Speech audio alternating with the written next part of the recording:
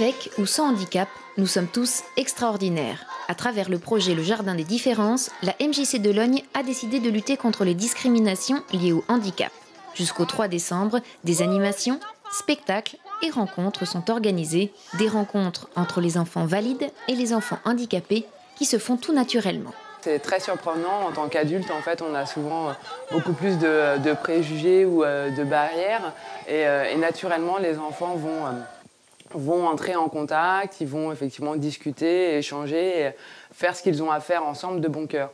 À titre d'exemple, on a mis en place des ateliers de pratique artistique pour des enfants qui font partie d'une association qui s'appelle l'association Muffin. Et on a proposé aussi à certains adhérents de la MJC de venir sur ces ateliers afin que la pratique se fasse ensemble. Et ça a été vraiment un grand moment d'échange. Et les adultes qui accompagnaient les enfants avaient beaucoup plus d'appréhension par rapport à cette rencontre entre les enfants que les enfants eux-mêmes qui, naturellement, se sont présentés, ont trouvé des modes de communication qui sont les leurs et qui faisaient que c'était complètement possible, en fait.